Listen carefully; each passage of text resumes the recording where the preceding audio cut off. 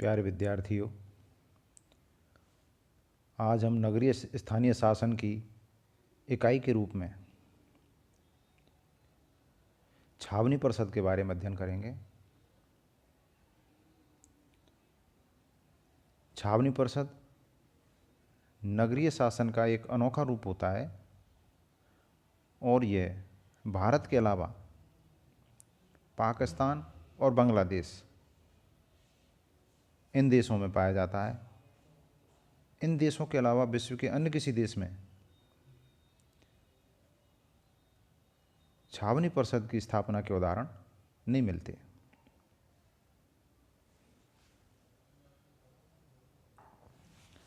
छावनियाँ वास्तव में केंद्र शासित क्षेत्र के रूप में होती हैं।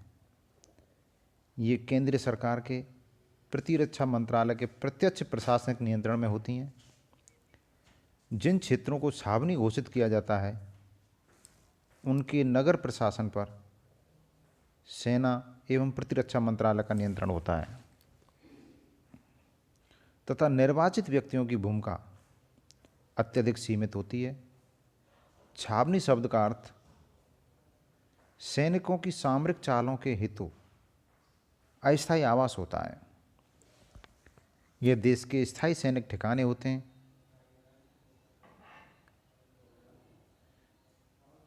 वर्तमान में ये देश के स्थायी सैनिक ठिकाने होते हैं। जब किसी क्षेत्र में सैनिक निवास करते हैं तो वहाँ बड़ी संख्या में गैर सैनिक लोग भी शिविर अनुचर या घरेलू नौकर के रूप में पहुँच जाते हैं। छावनी परिषद की स्थापना 1924 के छावनी अधिनियम के अनुसार की जाती है। अन्य स्थानीय निकायों की भांति छावनी परिषद भी एक निगम निकाय होती है। उसका शाश्वत उत्तराधिकार एवं सामान्य मुद्रा होती है। मुद्रा अर्थात मोहर या सील। उसे संपत्ति अर्जित करने एवं धारण करने और संपदा में सम्मिलित होने का अधिकार होता है। वह वाद ला सकता है अर्थात मुकदमा चला सकता है और उसके विरुद्ध भी वाद लाया जा सकता है। छावनी परिषद की श्रेणियां। सामान्यतः छावनी परिषद की 3 श्रेणियां होती हैं और ये श्रेणियां छावनी क्षेत्र में विद्यमान असैनिक जनसंख्या के आधार पर निर्धारित की जाती हैं। प्रथम श्रेणी की छावनियां जिनकी असैनिक जनसंख्या 10,000 से अधिक होती है। द्वितीय श्रेणी की छावनियां जिनकी असैनिक जनसंख्या 2,500 से 10,000 के बीच होती है और तृतीय श्रेणी की छावनियां जिनकी असैनिक जनसंख्या 2,500 से कम होती है। ये छावनियों की विभिन्न श्रेणियां होती हैं। छावनियों का संगठनात्मक ढांचा। अभी हमने जो छावनियों की 3 श्रेणियां पढ़ी, तो प्रथम श्रेणी की छावनी परिषद में निम्नलिखित सदस्य होते हैं। 1.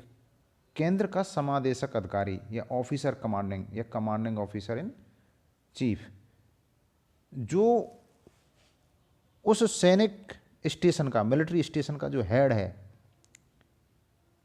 जहाँ छावनी स्थित है, वह छावनी परिषद का भी हेड होता है। जिलाधीश द्वारा नामित एक प्रथम श्रेणी का दंडाधीश या मजिस्ट्रेट। छावनी का स्वास्थ्य अधिकारी, छावनी का कार्यकारी अभियंता, छावनी केंद्र के समादेशक अधिकारी द्वारा नामित 4 सैनिक अधिकारी और जनता द्वारा निर्वाचित 7 सदस्य। इस प्रकार स्पष्ट है कि नामित और निर्वाचित सदस्यों के बीच 8:7 का अनुपात होता है। 8 व्यक्ति नामित होते हैं और 7 व्यक्ति निर्वाचित होते हैं। इस प्रकार छावनी परिषद में निर्वाचित सदस्य अल्पमत में होते हैं। समादेशक अधिकारी। छावनी केंद्र का समादेशक अधिकारी छावनी परिषद का अध्यक्ष होता है और उसे निर्णायक मत देने का अधिकार होता है। जब छावनी परिषद की बैठक बुलाई जाए और नामित और मनोनीत व्यक्तियों, नामित और निर्वाचित व्यक्तियों के मत जब बराबर हों, तब केंद्र का समादेशक अधिकारी निर्णायक मत दे सकता है। निर्वाचित सदस्यों का कार्यकाल 3-3 वर्ष का होता है और पदेन सदस्य जो कि नामित सदस्य हैं या पदेन सदस्य हैं जो अपने उस पद के कारण वहाँ पे हैं, चूंकि वो उस पद पर हैं इसलिए वो छावनी परिषद में हैं। पदेन सदस्य तब तक सदस्य बना रहता है जब तक कि वह अपने उस पद पर आसीन रहता है जिसके कारण वह सदस्य बनाया गया है। निर्वाचित सदस्य अपने में से एक उपाध्यक्ष चुन लेते हैं जिसका कार्यकाल 3 वर्ष का होता है। छावनी परिषद के कार्य, जैसे नगर पालिका नगर निगम के कार्य अनिवार्य और ऐच्छिक प्रकार के होते हैं, उसी प्रकार छावनी परिषद के कार्य भी अनिवार्य और ऐच्छिक प्रकार के होते हैं।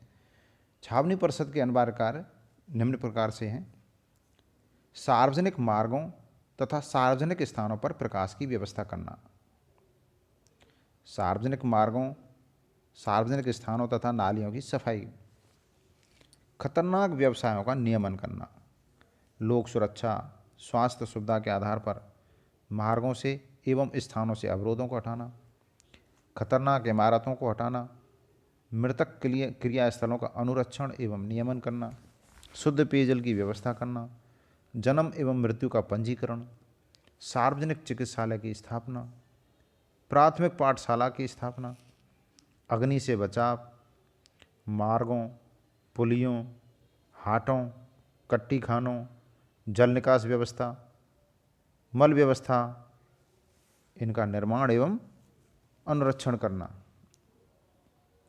अनुरक्षण से तात्पर्य होता है उनको देखभाल करना, सुचारू हालत में रखना, अगर मेंटेनेंस करनी पड़े तो वो करना। छावनी परिषद के ऐच्छिक कार्य: अस्वास्थ्यकर स्थान को निवास योग्य बनाना, सर्वेक्षण करना, सार्वजनिक उपयोगिता की चीज़ों का निर्माण करना, स्थानीय महामारियों के फैलने पर राहत कार्य करना, सार्वजनिक परिवहन व्यवस्था का प्रबंध करना। छावनी परिषद के आय के साधन: जिस प्रकार नगर पालिका या नगर निगम के आय के साधन 2 प्रकार के होते हैं, उसी प्रकार छावनी परिषद के आय के साधनों को भी 2 भागों में विभक्त किया जाता है। पहले साधन है करों से प्राप्त आय और दूसरे हैं करेत्तर साधनों से, यानी कर से इतर, कर के अलावा साधनों से आय। करों से आय के संबंध में छावनी परिषद अधिनियम में लिखा हुआ है, छावनी परिषद केंद्रीय सरकार की पूर्व अनुमति से कोई ऐसा कर लगा सकती है जो उस समय प्रवर्त किसी अधिनियम के अंतर्गत उस प्रांत की किसी नगर पालिका में लगाया जा सकता हो जिसमें वह छावनी स्थित है। इन पंक्तियों का तात्पर्य यह है कि जो छावनी है वो कहीं ना कहीं नगरीय एरिया में स्थित हैं,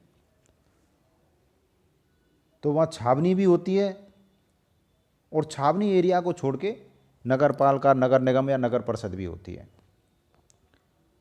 तो छावनी परिषद अपनी आय के लिए ऐसा कोई कर लगा सकती है जो कर उस शहर की नगर पालिका या नगर निगम ने लगा रखा है, लेकिन ऐसा कर लगाने के लिए छावनी परिषद को केंद्र सरकार की पूर्व अनुमति लेनी होती है।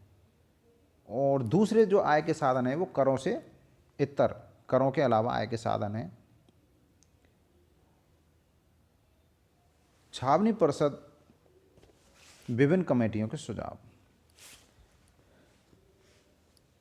छावनियों को प्रभावी बनाने के लिए या छावनी व्यवस्था को समाप्त करने के लिए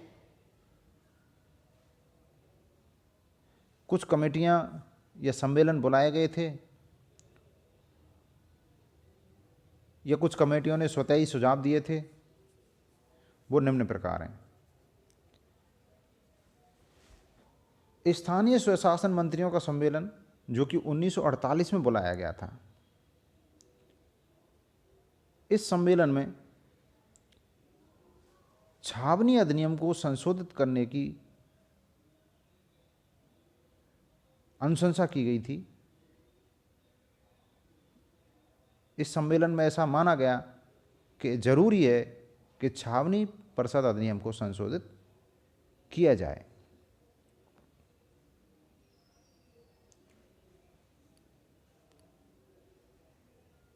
इस सम्मेलन की सिफारिशों के बाद एक एस के पाटिल की अध्यक्षता में समिति गठित की गई, जिसे केंद्रीय छावनी समिति या एस के पाटिल समिति के नाम से जाना जाता है।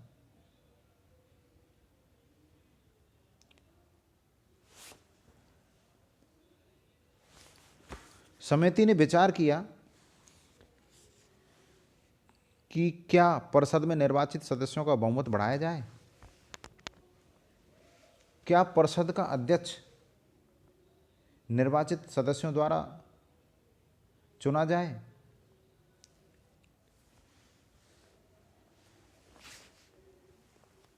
ये विचारार्थ विषय थे, लेकिन समिति ने जो सिफारिश की उनमें मुख्य सिफारिश थी कि सैनिकों में सुरक्षा, अनुशासन एवं स्वास्थ्य की स्थिति संतोषजनक बनाए रखने हेतु सैनिकों की कार्यकुशलता को बनाए रखना आवश्यक है। अतः छावनी परिषद में असैनिक बहुमत विद्यमान रहना चाहिए और वयस्क मताधिकार को लागू करके छावनियों के नागरिक प्रशासन का पहले से अधिक लोकतांत्रिकरण किया जाना चाहिए।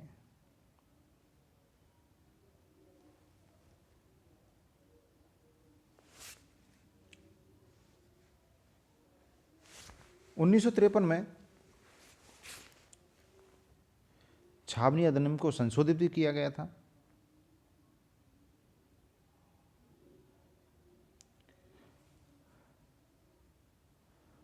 छावनियों में निर्वाचित तत्व को शक्तिशाली बनाने के लिए कुछ परिवर्तन भी किए गए थे।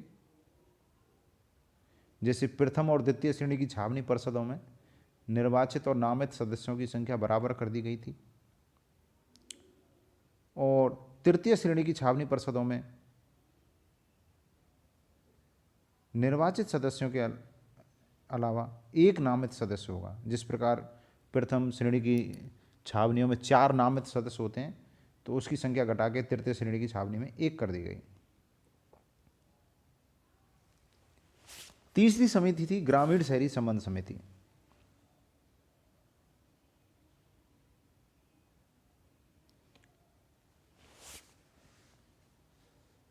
इस समिति की सिफारिश पर विचार करने से पहले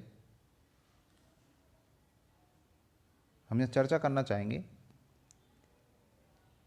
चूंकि अधिकतर छावनी बड़े नगरों के निकट स्थित होती हैं और एक ही नगर में 2 प्रकार के स्थानीय शासन का होना अनावश्यक होता है। वह नगर पालिका या नगर निगम भी है और छावनी परिषद भी है। उससे धन का अपव्यय होता है, उलझन और गड़बड़ियां उत्पन्न होती हैं।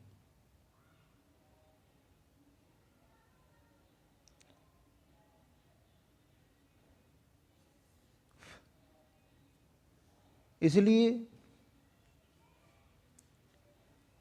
ग्रामीण शहरी संबंध समिति का ये विचार था